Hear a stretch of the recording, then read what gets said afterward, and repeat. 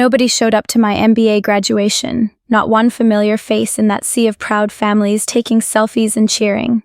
When they called Madison Claire Taylor, Master of Business Administration, I walked across that stage alone, diploma in hand, smiling for a camera that belonged to strangers. I'm Madison, 29, and I should probably start by saying this wasn't exactly shocking. My family has a track record of missing my big moments, but somehow I thought an MBA might be different, bigger, worth their time. The ceremony was beautiful. Spring sunshine, everyone in navy caps and gowns, families crying happy tears.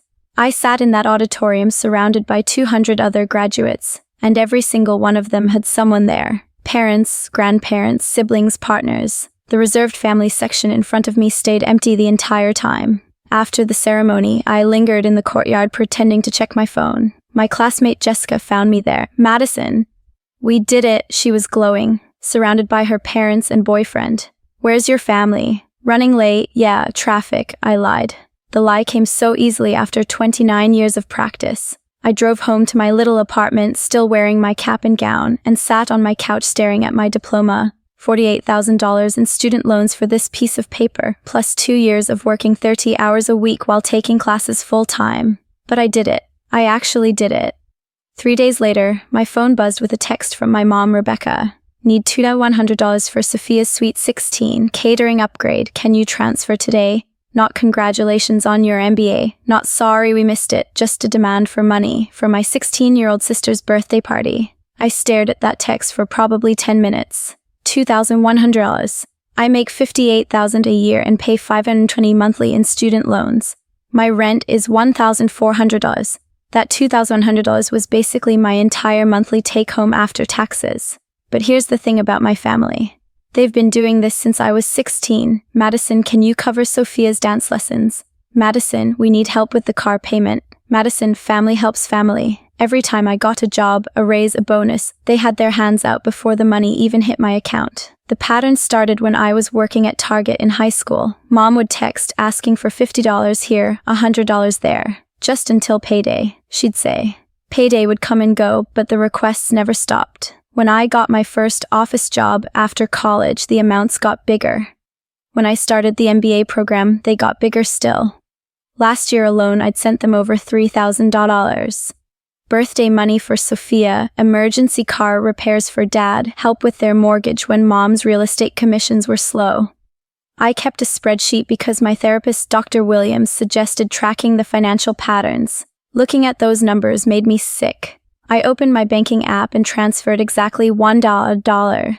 In the memo line, I wrote, "Congrats on the MBA, Madison." Then I did something I'd never done before. I called a locksmith. The guy showed up an hour later.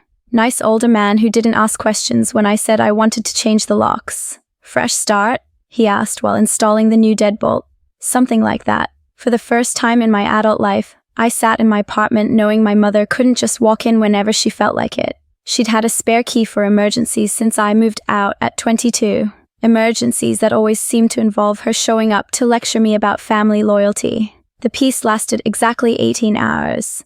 At 9 p.m. the next day, someone pounded on my door, hard, urgent knocking that made my heart race. I looked through the peephole and saw 2 Denver police officers. "Madison Taylor, we received a welfare check request from your mother. She says you've been acting erratically and she's concerned you might harm yourself." I almost laughed. Almost? Instead, I opened the door and invited them in. My apartment was spotless. Diploma hanging on the wall, laptop open to job applications, coffee mug in the sink. I gestured around. Do I look like someone in crisis? The younger officer, a woman about my age, smiled. Not even close. "Your mother mentioned you changed your locks." "I'm 29 years old," I said. "I changed my locks because it's my apartment." They asked a few standard questions about my mental state, job situation, any substance use. Normal stuff. After about 10 minutes, the male officer handed me a card. "We'll file this as unfounded. If your mother calls again, reference this case number." Before leaving, the female officer paused. "Off the record, we see this a lot. When people start setting boundaries, family members sometimes panic and try to regain control. Just document everything." After they left, I sat on my couch shaking, not from fear, but from pure rage. My mother had called the police on me, actually called 911 and told them I was suicidal because I changed my locks, and sent her $1 instead of $200. That night, I couldn't sleep. I kept replaying the officer's words, document everything. I opened my laptop and started a file, screenshots of every money request from the past year, bank transfer records, text message threads. If Mom wanted to escalate things, I'd be ready. But I had no idea how far she was willing to go. The next morning, I woke up feeling like I'd been hit by a truck. The adrenaline from the police visit had worn off, leaving me exhausted and angry. I made coffee and sat at my kitchen table staring at my phone. Part of me wanted to call my mom and try to smooth things over. The other part wanted to throw my phone out the window. That's when Dr. Williams's words from our last session echoed in my head, Madison. What would happen if you stopped trying to manage other people's emotions and focused on protecting yourself? I'd been seeing Dr. Williams for about 8 months ever since my friend Katie suggested therapy might help with my family stress. Katie had been watching me send money home while eating ramen for dinner, and she finally said what nobody else would. This isn't normal, Madison. Healthy families don't drain their adult children's bank accounts. I decided to check my credit report. I don't know why, maybe just paranoia after the police thing. Or maybe because Dr. Williams had mentioned that financial abusers often escalate when they lose control. I pulled up the Credit Karma app and nearly dropped my phone. 2 new credit card accounts, Capital One and Discover. Both opened 3 weeks ago, both with balances already climbing toward the limits. Both listing my social security number but my parents' address in Littleton. My hands were shaking as I called the Capital One fraud line. This is Madison Taylor. I need to report identity theft. The representative pulled up the account. I see this was opened in person at our Littleton branch on March 15th. The co-applicant is listed as Rebecca Ann Taylor. Are you related? That's my mother. And she opened this without my permission. What followed was 2 hours of phone calls, fraud reports, and forms. The total damage was $8,412 across both cards. All spent at party venues, catering companies, event planners, and something called Glam Squad Mobile Beauty. My mother had literally stolen my identity to fund my sister's Sweet 16. The Capital One fraud specialist, Maria, explained the process. We'll need to file a formal complaint, which involves law enforcement. Are you prepared to press charges against your mother? I hesitated. Press charges? Against my own mother? What does that mean exactly? Well, identity theft is a federal crime. The local police will investigate, and depending on the amount involved, it could be prosecuted as a felony. A felony.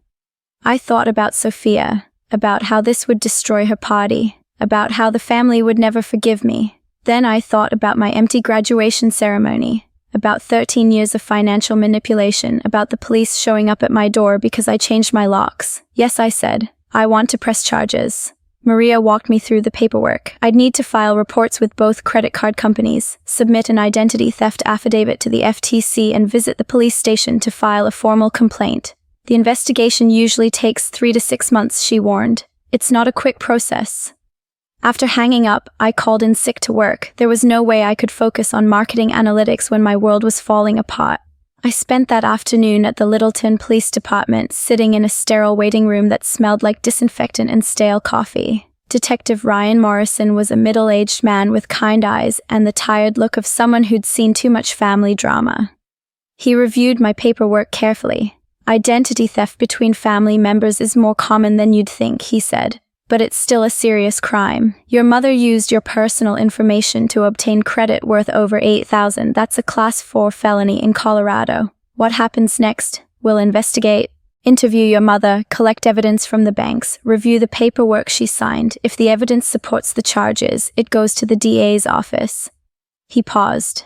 I have to ask, are you sure you want to pursue this? Family cases can get messy. I thought about backing down, about calling my mom and trying to work it out privately, about protecting Sophia's party and keeping the peace. Then I remembered sitting alone at my graduation, watching other families celebrate while mine couldn't be bothered to show up, I'm sure. That evening, I called Dr. Williams and scheduled an emergency session. I needed professional help processing what was happening. Madison, she said during our video call, what you discovered today is called financial abuse. It's a form of domestic violence that often goes unrecognized because it doesn't leave physical bruises. But she's my mother. Abusers often use family relationships to justify their behavior. We're family becomes a weapon instead of a bond. She leaned forward on the screen. How are you feeling right now? Guilty, angry, scared. Like maybe I'm overreacting. Those feelings are normal. You're breaking a pattern that's been in place for over a decade. Your nervous system is going to react to that change. Dr. Williams gave me homework. Write down every instance of financial manipulation I could remember, starting from high school. We need to document the pattern, she said. Not just for the legal case, but for your healing. That night, I sat at my kitchen table with a legal pad and started writing. Age 16, asked to contribute to family groceries from my Target paycheck. Age 18, expected to help with car insurance after I got my license. Age 20, pressured to take out extra student loans so I could help family during tough times. By the time I finished, it was 2 a.m. and I had 3 pages of financial requests going back 13 years. The pattern was clear. Every milestone in my life, every raise, every achievement, became an opportunity for my family to ask for money. I took a picture of those pages and added them to my evidence file. Tomorrow, I'd submit them to Detective Morrison. For the first time since graduation, I felt like I was doing something right. The investigation moved slowly, just like Detective Morrison had warned. 3 weeks passed before I heard anything substantial. During that time, I threw myself into work and therapy, trying to build some normalcy while my family's world was about to implode. My promotion to senior marketing analyst came through during week 2 of the investigation. $73,000 salary, my own office, a team of junior analysts to manage. Under normal circumstances, I would have been ecstatic. Instead, I felt hollow. There was nobody to call with the good news. Well, nobody who would actually celebrate with me instead of immediately calculating how much more money I could now send home. Dr. Williams and I had been meeting twice a week since the fraud discovery. Your family trained you to believe that your achievements existed to serve them, she said during one session. It's going to take time to reclaim your successes as your own. I keep waiting for my mom to call, I admitted. Part of me wants her to apologize and make this all go away. And what would that look like? I thought about it. She'd say it was a misunderstanding, that she was trying to help my credit. That family helps family and I'm being dramatic. Do you believe that narrative? No. But it would be easier than this. Week 4 brought the first real development. Detective Morrison called on a Tuesday morning. We interviewed your mother yesterday. She admitted to opening the accounts but claims she had your verbal permission. My stomach dropped. That's not true. I know. We have the bank security footage of her signing your name on the applications. She also provided fake income documentation listing your salary as $85,000. Why would she lie about my salary? Higher income means higher credit limits. She was maximizing what she could borrow in your name. The premeditation hit me like a punch to the chest. This wasn't a desperate mistake or a misunderstanding. My mother had researched, planned, and executed identity theft with the precision of a professional criminal. What's next? We're building the case file. The bank fraud unit is cooperating fully. Expect this to take another 6 to 8 weeks before we can file formal charges. That night, my phone rang. Marcus Taylor, my father. Madison, we need to talk. His voice was tired, defeated. In 29 years, I could count on one hand the number of times my dad had called me directly. About what, Dad? Your mother's situation. Can we meet somewhere? Not the house. Somewhere neutral.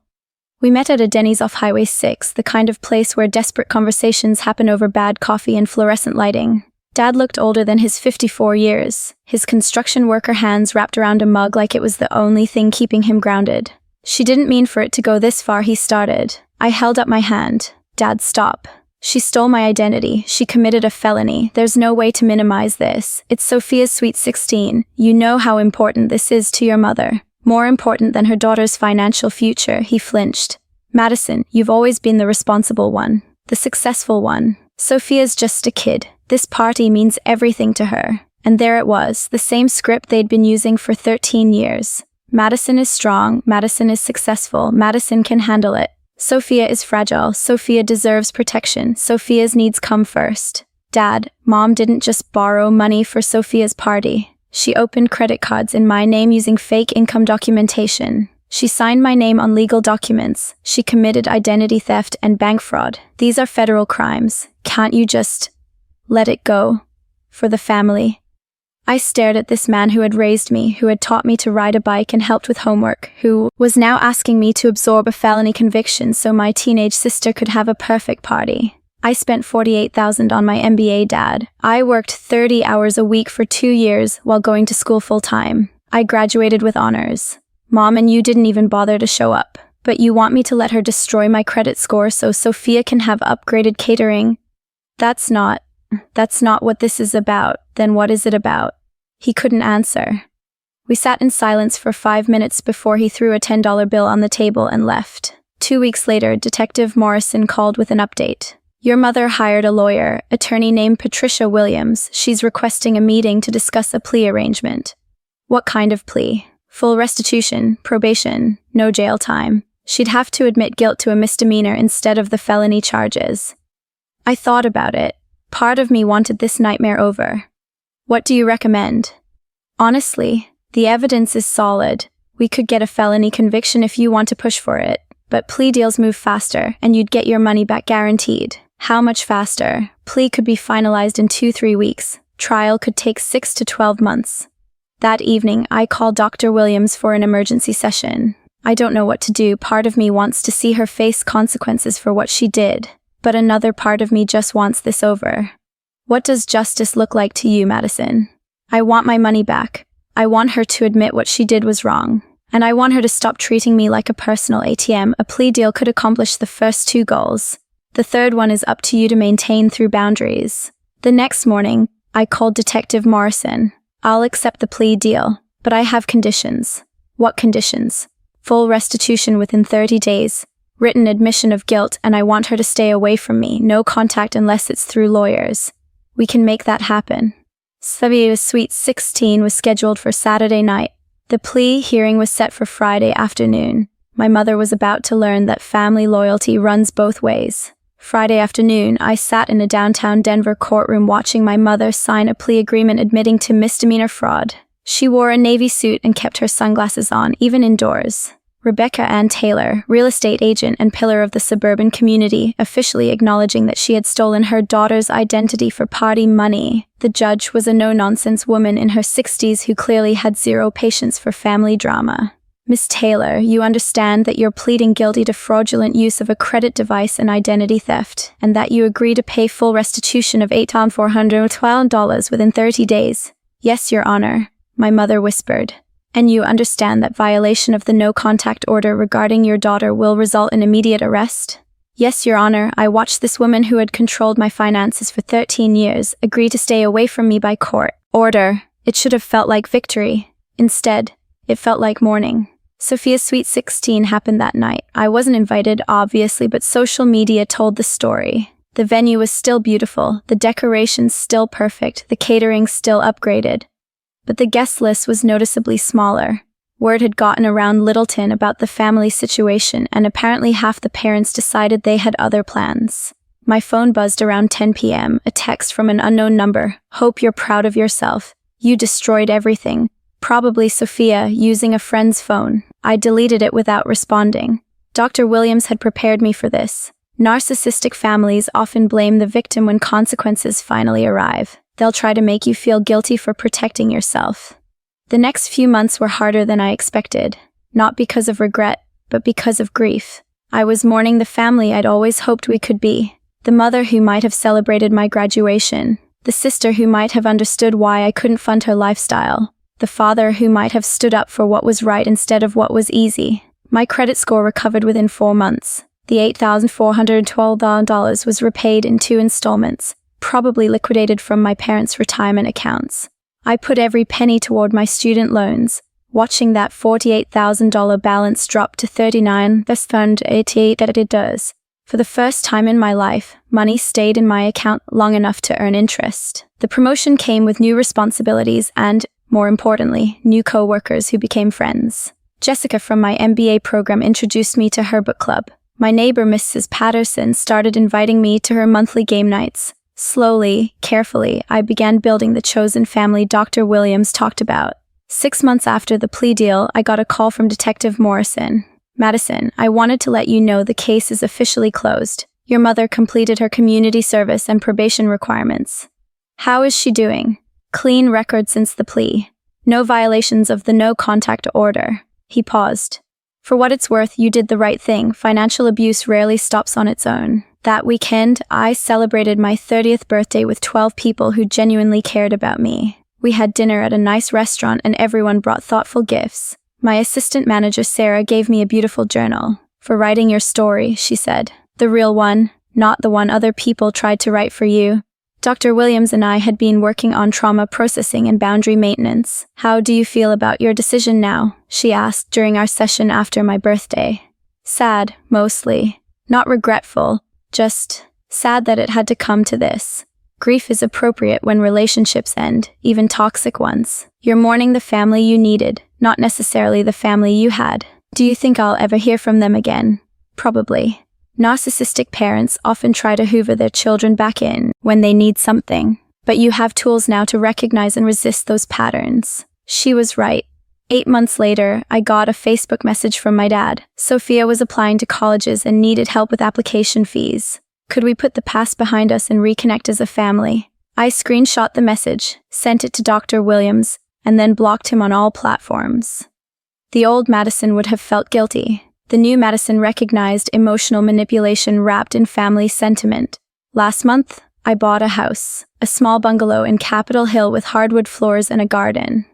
When I signed the mortgage papers, I thought about my graduation day, about sitting alone in that auditorium, thinking I had nobody to share my achievements with. Now I know better. I have coworkers who celebrated my promotion, friends who helped me move, a therapist who taught me that healing isn't selfish. A chosen family built on mutual respect instead of financial obligation. The housewarming party was everything my graduation should have been. 25 people who showed up because they wanted to, not because they had to. People who brought gifts instead of asking for money. People who celebrated my success without calculating what it meant for their bank accounts.